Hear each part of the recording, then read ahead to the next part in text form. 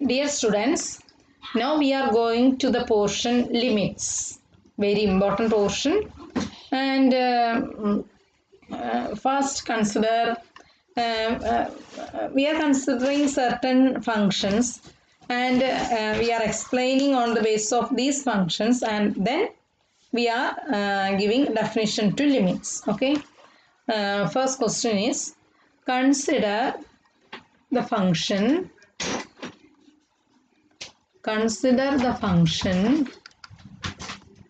fx equal to sin x divided by x. Sin x divided by x. X is always measured in radians. That is important. X is measured in radians. Then this formula sin x divided by x, this is valid for all numbers except at x equal to 0. X equal to 0 വരുമ്പോൾ denominator 0 വരും. Therefore this formula division by 0 is impossible. So ബാക്കിയുള്ള എല്ലാ വാല്യൂസിലും we can find f of x. മനസ്സിലായോ? അപ്പോൾ formula is valid except at x equal to 0.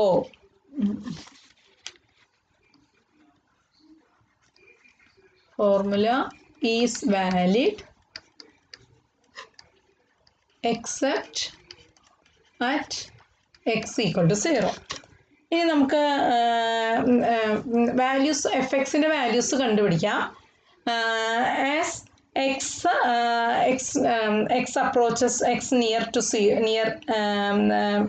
പിന്നെ as x approaches 0 or values of x near x equal to 0 and the corresponding values of f of x നമുക്ക് കണ്ടുപിടിക്കാം. അപ്പോൾ നമുക്കത് ഇതാക്കാൻ വേണ്ടിയിട്ട് നമുക്ക് എഴുതാൻ പോവാണ്.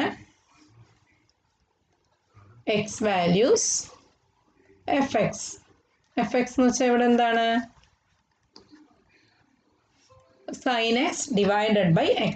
നോക്കിക്കോളൂ, x1 കൊടുക്കുക. അപ്പോൾ x1 കൊടുക്കുമ്പോൾ sin 1 divided by 1 വരും. അപ്പോൾ sin 1 വരും. അപ്പോൾ എൻ്റെ വാല്യൂ റേഡിയൻസിൽ നോക്കുമ്പോൾ 8.84147 വരും. ഇനി അതായത് നമ്മൾ സീറോൻ്റെ അടുത്തോട്ട് നോക്കുക കേട്ടോ. സീറോൻ്റെ അടുത്തോട്ട് നമുക്ക് നോക്കി നോക്കാം. 0.5 ആവുമ്പോൾ സൈൻ 0.5 ഡിവൈഡഡ് ബൈ 0.5 എന്ന് വരും. അപ്പോൾ 0.95885 വരും.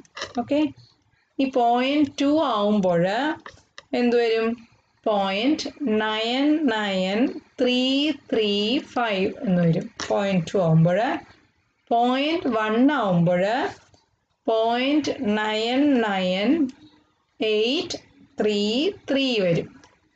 ഓക്കെ. ഇനി 0.01 ആവുമ്പോൾ 0.9998 എന്ന് വരും. 0.01 ആവുമ്പോൾ 0.001 ആവുമ്പോൾ 0.99999 എന്ന് വരും.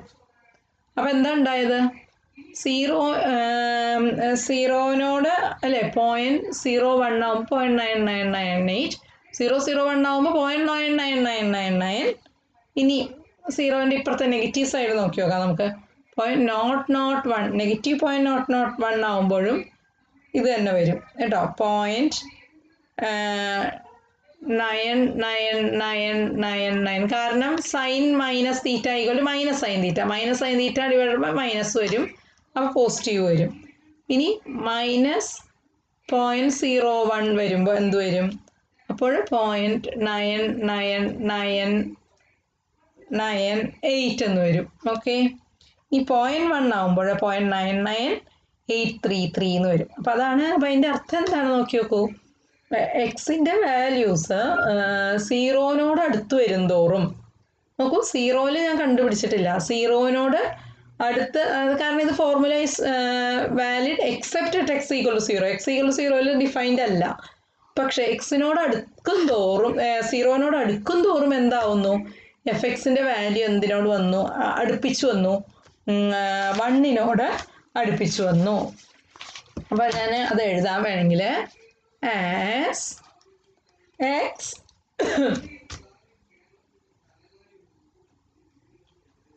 gets closer to 0, fx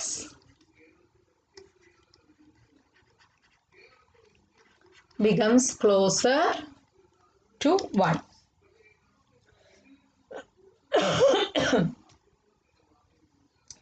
അപ്പോൾ നമുക്ക് പറയാം, so we can say that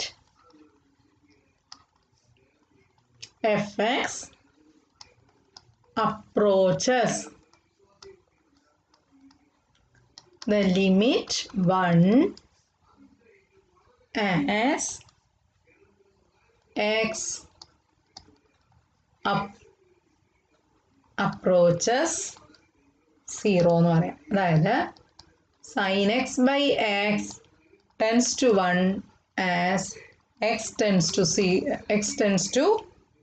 0 or നമുക്ക് പറയാം limit x tends to 0 sin x divided by x equal to എന്താണെന്ന് അറിയാം, 1 ആണ് നമുക്ക് പറയാൻ പറ്റും. മനസ്സിലായോ? ഇതാണ് നമുക്ക് ലിമിറ്റിന്റെ കോൺസെപ്റ്റ് മനസ്സിലാക്കാനുള്ള ഒരു ക്വസ്റ്റ്യൻ ആണ് ഇത്. അടുത്തത് നെക്സ്റ്റ്. അങ്ങനെ 2-3 ക്വസ്റ്റ്യൻസ് നോക്കിയതിന് ശേഷം നമുക്ക് ലിമിറ്റ് എന്താണെന്ന് നമുക്ക് ഡിഫൈൻ ചെയ്യാം കേട്ടോ. നെക്സ്റ്റ് രണ്ടാമത്തെ ക്വസ്റ്റ്യൻ പറയാണ്. ഇതെല്ലാം വളരെ ഇമ്പോർട്ടൻ്റ് ആയിട്ടുള്ള പ്രോബ്ലംസ് ആണ്. phi of x equal to mod x. അപ്പോൾ ഇതെന്താണ്? മോഡുലസ് ഫംഗ്ഷൻ ആണ്. ഇവിടെ phi of x എല്ലാ റിയൽ വാല്യൂസിനും എക്സിൻ്റെ എല്ലാ റിയൽ വാല്യൂസിനും ഡിഫൈൻ ചെയ്തിട്ടുണ്ട്. പിന്നെ ഇനി നമുക്കറിയാം ഈ phi of x equal to mod x equal to ഈ phi of x ആൻസർ എഴുതാൻ phi of x equal to mod x equal to mod x എപ്പോഴും നെഗറ്റീവ് x ആയിരിക്കും. എപ്പോൾ? if x less than 0. x less than 0 ആണെങ്കിൽ phi of x negative x ആയിരിക്കും. and equal to x if x greater than or equal to 0. എന്താണ്? phi of x equal to mod x that is equal to negative x if x less than 0 and equal to x if x is greater than or equal to 0. അതാണ്. അപ്പോൾ ഇതിൻ്റെ graph എങ്ങനെ വരും എന്ന് നമുക്ക് നോക്കാം. നിങ്ങൾക്ക് വരച്ചു നോക്കാം. phi of 1 വരച്ചോ, phi of 2, phi of 3, phi of 4, phi of -1. phi of -1 ആകുമ്പോൾ എങ്ങനെ നമുക്ക് എടുക്കണം? നെഗറ്റീവ് ഓഫ് -1 എടുക്കണം. അപ്പോൾ +1 വരും. phi of -2 എന്ത് എടുക്കണം? നെഗറ്റീവ് ഓഫ് -2 2 എന്ന് വരും. അപ്പോൾ അങ്ങനെയെല്ലാം ചെയ്തിട്ട് നമ്മൾ ഗ്രാഫ് വരയ്ക്കുക. മനസ്സിലായോ? എന്താണ് ഇതാ phi of 0 എന്താ വരിക? x values phi of x equal to mod x. ഇങ്ങനെ വരയ്ക്കുക. x 0 ആകുമ്പോൾ phi of x 0, x 1 ആകുമ്പോൾ phi of x 1, x 2 ആകുമ്പോൾ 2, 3 ആകുമ്പോൾ 3 അല്ലേ? -1 ആകുമ്പോൾ നെഗറ്റീവ് ഓഫ് -1 വരും അല്ലേ? ലെസ് ദാൻ 0 ഉള്ള എല്ലാത്തിനും നെഗറ്റീവ് കൊണ്ട് മനസ്സിലായോ? അപ്പോൾ നെഗറ്റീവ് സംഖ്യകൾക്കെല്ലാം നെഗറ്റീവ് ഓഫ് -x വരണം. നെഗറ്റീവ് ഓഫ് -1 വരും, അപ്പോൾ 1 വരും. -2 ആകുമ്പോൾ എന്ത് വരും? 2 വരും. -3 ആകുമ്പോൾ എന്ത് വരും? -3 ആകുമ്പോൾ 3 എന്ന് വരും. ഓക്കെ,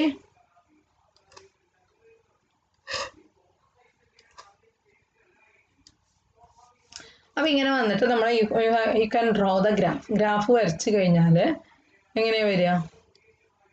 0 1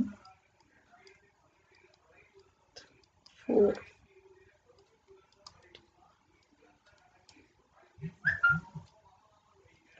-3 അങ്ങനെ വരും.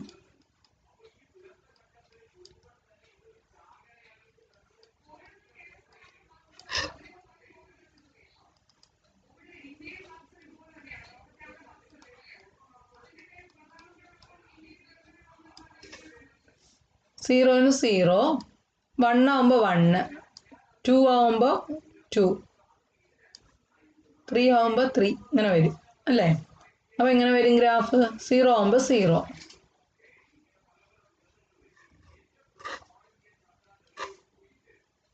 1 ആകുമ്പോൾ 1, 2 ആകുമ്പോൾ 2, 3 ആകുമ്പോൾ 3 അങ്ങനെ വരും ഗ്രാഫ്. ഓക്കെ, 0 0. -1 ആകുമ്പോൾ എന്ത് വരും? -1 എന്ത് വരും? 1 വരും. -2 എന്ത് വരും? 2 വരും. -3 എന്ത് വരും? 3 വരും. അങ്ങനെ വരും.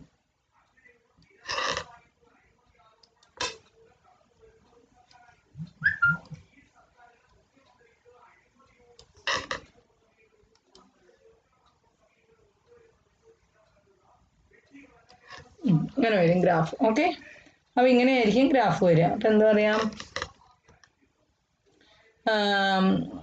ഈ ഗ്രാഫിൽ നിന്ന് നമുക്ക് എന്ത് മനസ്സിലാക്കാൻ പറ്റും?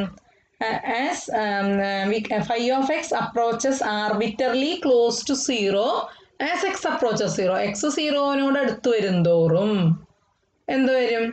x 0-നോട് അടുത്ത് വരും തോറും x എങ്ങനെ അടുത്ത് വരിക? ഇവിടുന്ന് ഇങ്ങനെ ഇങ്ങനെ ഇങ്ങോട്ട് വരിക. ഈ സൈഡിൽ നിന്ന് ഇങ്ങോട്ട് വരും തോറും എന്താ ഉണ്ടാവണേ? ഈ ഗ്രാഫിന് എന്താ ഉണ്ടാവണേ?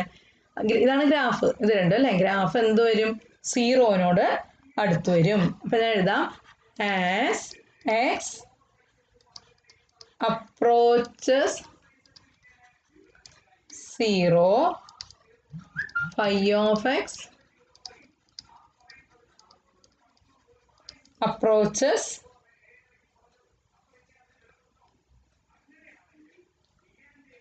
0 എന്ന് പറയാൻ പറ്റും. മനസ്സിലായോ? therefore phi of x approaches the limit 0 as x approaches 0 എന്ന് നമുക്ക് പറയാൻ പറ്റും. ഓക്കെ, അതായത് നമുക്ക് പറയാം mod x tends to 0 as x tends to 0. ഇതാണ് സെക്കൻഡ് എക്സാമ്പിൾ ആയിട്ട് പറയുന്നത് കേട്ടോ. മനസ്സിലായില്ലേ? അപ്പോൾ ആ ലിമിറ്റിൻ്റെ ഒരു കോൺസെപ്റ്റ് മനസ്സിലാക്കാൻ വേണ്ടിയാണ് ഇതെല്ലാം പറഞ്ഞത്. ഇനി ഒരു ക്വസ്റ്റ്യൻ കൂടെ നമുക്ക് ചെയ്യാം. അത് കഴിഞ്ഞ് നമുക്ക് ലിമിറ്റ് എങ്ങനെയാണെന്ന് ഡിഫൈൻ ചെയ്യാം. Okay, third one is consider the function g of x defined by g of x equal to x square minus 1 divided by x minus 1, x not equal to 1 and equal to 1 at x equal to 1. ഇങ്ങനെയാണ് problem തന്നിരിക്കുന്നത് കേട്ടോ. അപ്പോൾ ഇതെന്താണ്? This formula defines G for all real numbers. Real നമ്പേഴ്സിനാണ് ഇത് x minus 1 ആണ് കേട്ടോ, x minus 1. Okay, അപ്പം ജി എല്ലാ റിയൽ നമ്പേഴ്സിനും ഡിഫൈൻ ചെയ്തിട്ടുണ്ട്. എക്സ് നോട്ട് ഈക്വൽ ടു 1 എന്നില്ല നമുക്ക് എന്ത് പറയാം? For any X not equal to 1 we can simplify the formula by factoring the numerator and cancelling common factors. അത് അങ്ങനെയാണ് നമ്മൾ എഴുതിയിരിക്കുന്നത്. എക്സ് ഈക്വൽ ടു 1-ലാണ് എക്സ് ഈക്വൽ ടു 1-ൽ 1 ആണെന്ന് തന്നിട്ടുണ്ട്. എക്സ് നോട്ട് ഈക്വൽ ടു 1-ൽ നമ്മൾ എന്ത് ചെയ്യുക? X square minus 1 by X minus 1-നെ നമ്മൾ ഇങ്ങനെ എഴുതാവുന്നത് X plus 1 into X minus 1 divided by X minus 1 എഴുതിയിട്ട് എന്ത് ക്യാൻസൽ ചെയ്തിട്ട് എക്സ് പ്ലസ് 1 വരും. അതാണ് എക്സ് നോട്ട് ഈക്വൽ ടു 1-ൽ. എക്സ് ഈക്വൽ ടു 1-ൽ 1 ആണ്. ഓക്കെ, എന്നിട്ട് ഇതെങ്ങനെ വരും എന്നുള്ളത് നമുക്ക് വരയ്ക്കാം കേട്ടോ.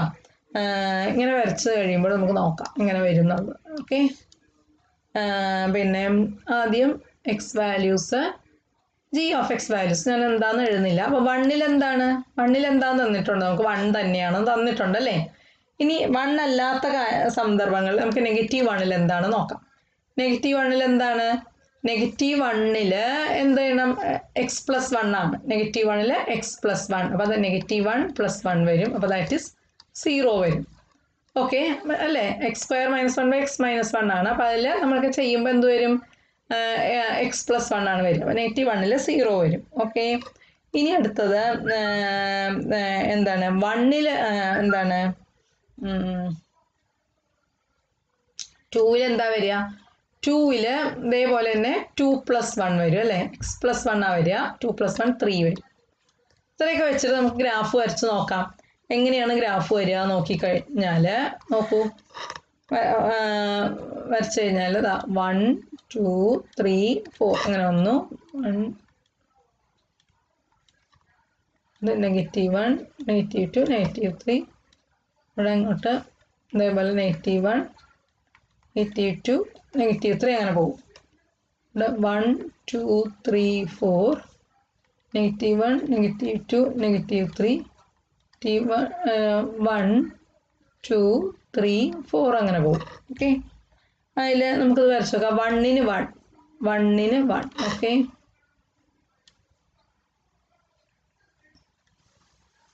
-1-ന് 0 -1-ന് 0 അപ്പോൾ ഇവിടെ വരും.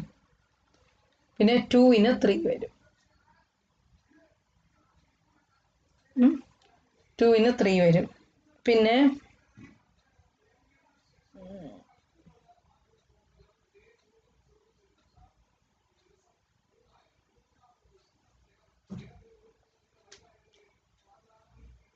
അപ്പോൾ എന്നിട്ട് ഇതിലെ കൂടെയൊക്കെ ഇനി വേണമെങ്കിൽ 3-ക്ക് ചെയ്ത് നോക്കാം. 3-ക്ക് എന്താ വരിക? 3-ക്ക് ചെയ്ത് നോക്കുമ്പോൾ എന്ത് വരും നിങ്ങൾക്ക്?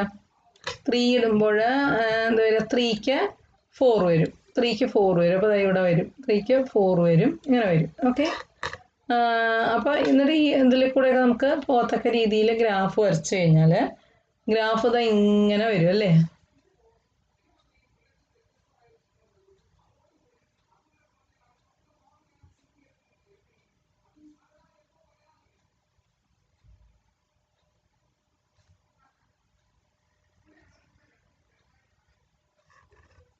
അപ്പോൾ ഇങ്ങനെ വന്നു കഴിയുമ്പോൾ നമുക്ക് എന്താ വരുന്നത്? ഈ 1 1 എന്ന് പറഞ്ഞ പോയിന്റ് ഔട്ട് സൈഡ് ആണ് അല്ലേ? ഇനി വേറൊരു കാര്യം നമുക്ക് എന്താ ശരിക്കും 1-ന് എന്താ വരിക? 1-ന് എന്താ വരണ്ടിരുന്നത്?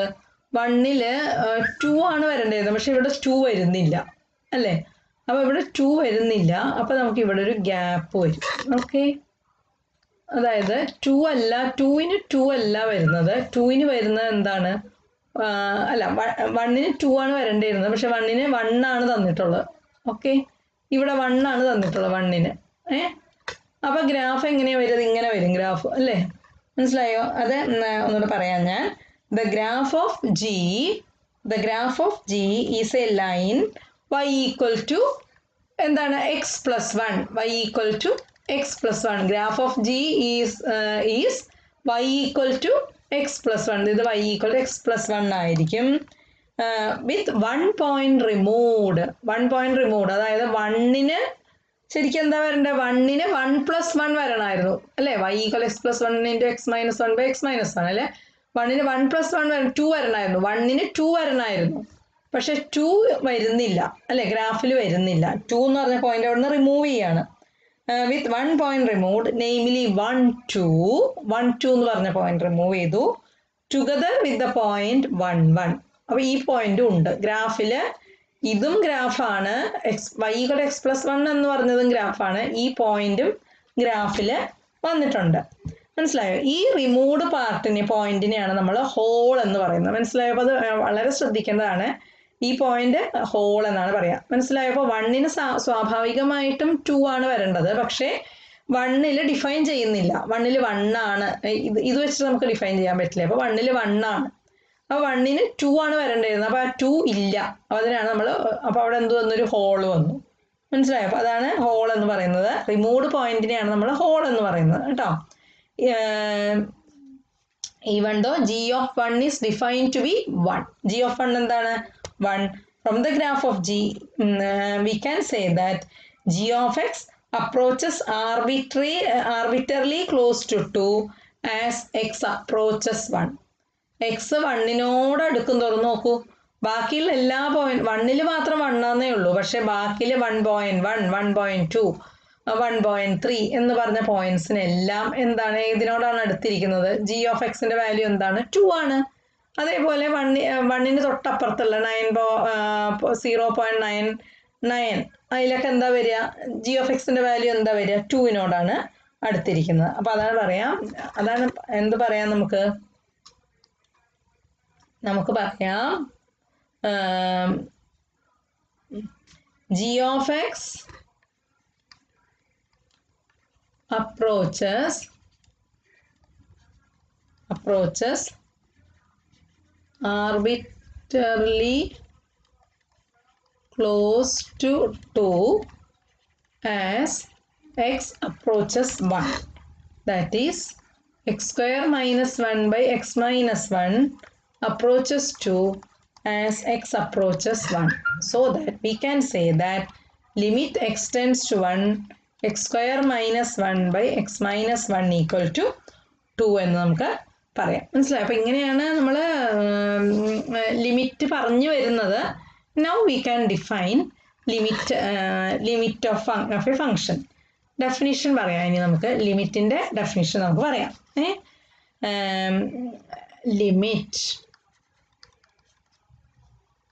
ലിമിറ്റിൻ്റെ ഡെഫിനിഷൻ പറയാൻ പോവാണ്. അപ്പോൾ അതിന് വേണ്ടിയിട്ട് നമ്മളൊരു ഫംഗ്ഷൻ എടുക്കുകയാണ്. Let f of x be defined on an open interval. Let f of x be defined on an open interval about x naught. x naught-ന് അടുത്തുള്ള, മനസ്സിലായോ? f x be defined on an open interval about x naught except possibly at x naught itself. Let f x be defined on an open interval about x naught except possibly at x naught itself. x naught define ചെയ്യുന്നില്ല, x naught-ന്റെ രണ്ട് സൈഡിലുമായിട്ട് define ചെയ്തിട്ടുണ്ട് f of x എന്ന് വിചാരിക്കാം. If f of x gets arbitrarily close to L as x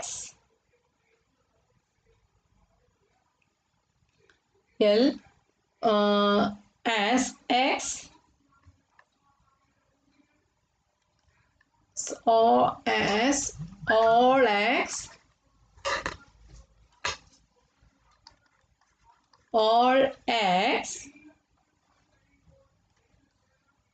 sufficiently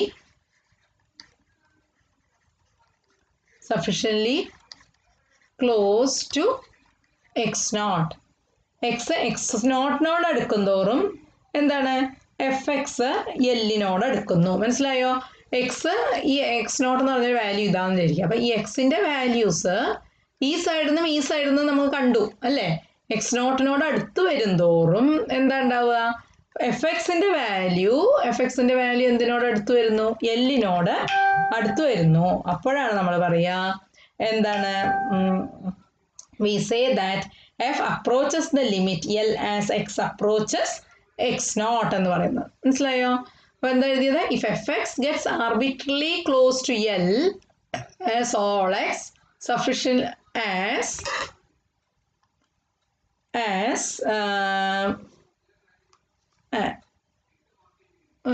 L for all x എന്ന് എഴുതാം നമുക്ക്. for all x sufficiently close to x naught, we say that f approaches the limit L as x approaches x naught. And നമ്മൾ എങ്ങനെ എഴുതുകയെങ്കിൽ f x tends to L as x tends to x naught എന്ന് എഴുതാം. or limit x tends to x naught f of x equal to L എന്ന് എഴുതാം. മനസ്സിലായോ? അപ്പോഴാണ് നമ്മൾ F എക്സിന് ലിമിറ്റ് അല്ല എന്ന് പറയുക. എന്താണ്?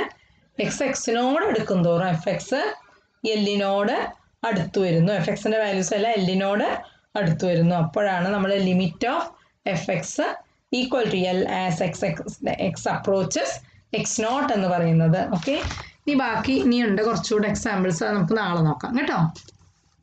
ശരി.